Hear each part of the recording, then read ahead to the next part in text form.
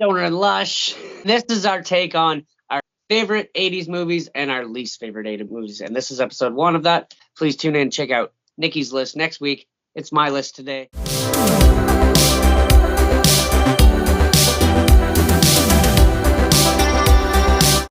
So, number 5. It's got to be Arnie, the Terminator. I think I was introduced to it when I was about 6. I was like, robots can be really, really scary. This is great. This is cool. It was different from any like other robot movie. But of course, that's like kind of the beginnings of me in really enjoying sci-fi in general. It's Indiana Jones and the Temple of Doom. Temple of Doom, I really like this movie. I love it. Oh, where are we, Dr. Jones, like the scenes with them eating the bugs. What is wrong with you? Oh my God! Oh, I'm never gonna be able to eat ice cream again. Kind of grossness in this movie. Kind of like a horror movie, and I was getting into horror big time when I seen this. And then the open heart grabbing.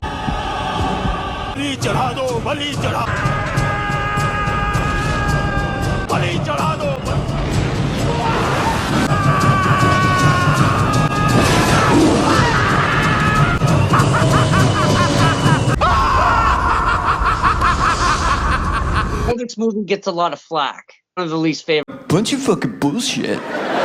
Of the original trilogy, but I love it. I think it was fantastic. Back to the Future 2. Now, I know I could include Back to the Future 1 as well, but, the first one is awesome and great, but the second one made the list because I just loved seeing what they thought the future was going to be, and now, knowing we've already passed that time frame in reality, and how we do not have hover skateboards yet, or imploding or exploding pizzas that, you start off really small and get really big, or, the hover boots. It's just a really fun movie to watch and to see what they thought future would be like by this time. I'm Batman. Gotta be Batman. This is the first time we get to see Batman on screen, but in a dark setting, opposed to, the only thing I'd seen before that was Adam West, but I've read comic books, and in the comic books he was dark and gritty. So I'm like, why is the only thing we have on TV is this Adam West Batman that's a joke? But then when Tim Burton came out with Batman, I'm Batman, it changed all that. It showed that they can take that dark character from a comic book and put it on in a movie and do well. And Jack Nicholson being the Joker, so good. Are you ready? Star Wars. First one came out in 1977, but Empire and Return both came out in the 1980s. That obviously sparked a lifelong obsession, being a Star Wars fan and being a collector and even tattooing Star Wars things on my skin. Clearly, that had to be number 1.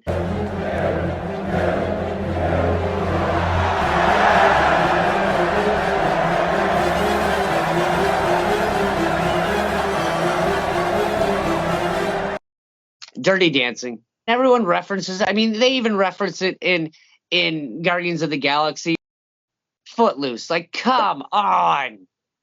The movie's bad. I do like dance movies. We all know my secret obsession with Save the Last Dance, and it just didn't interest me. And then I've never really had much interest to go back and rewatch them. Friday the 13th, Part 8. Jason Takes on Manhattan.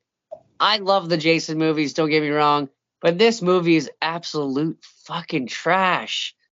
It had a cool concept. It just was not delivered well. Mind you, Jason looked cool. His costume looked great, but some of the death scenes were a little quite fake. What kind of sewers do we have that have like toxic acid sludge running through them in the middle of the night that could kill someone that's in there? Makes zero sense. And why does he turn back into a child when he's in it? It was just so dumb. Maximum Overdrive. I love the idea of this movie, but it was executed so badly. It doesn't work.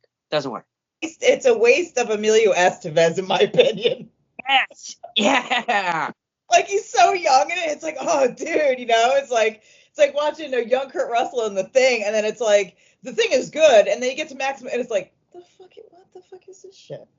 Yeah. What is going on? The Toxic Avenger. You've never seen this? Okay, it is a comic book adapted movie, which could have been really cool, could have been great, but some of the things the Toxic Avenger does in it is just, I feel like there's not like a main enemy that he's going against. He's just going against different criminals all around. The costume and makeup and stuff, I know they probably did their best, but it just doesn't work. It doesn't hold up at all. For me, it just does not have any rewatchability whatsoever. There are no points for second place. Dismissed. Nightmare on Elm Street. I love me some Freddy. And it was a great introduction to Freddy.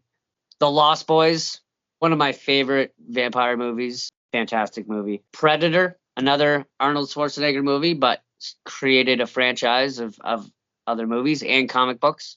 I loved it as a kid. Still like it today. The Witches of Eastwick, which I thought, as a kid, it not only did it kind of freak me out, but it was very entertaining. You know, even though it freaked me out, I'd still want to rewatch it because the whole thing at the end where Jack is in the TV talking to the babies, I'm like, man, he's still around. He's still out here. He's the devil. Just your average horny little devil. He's still a part of their lives in a way. I love this movie growing up as well. So it had to make some honorable mentions there because I think a lot of people forget about that movie. I'm actually shocked they haven't redone that one yet, and I'm glad. Right. No one's thought of it. So don't get any ideas, Hollywood. Leave it alone. That brings me to my list for the 80s, which was extremely hard to do.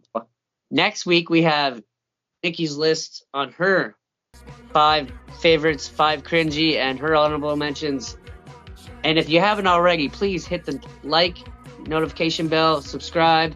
And until next time, guys. Bye. We all go a little mad sometimes. Haven't you? Spinning right face, my lovely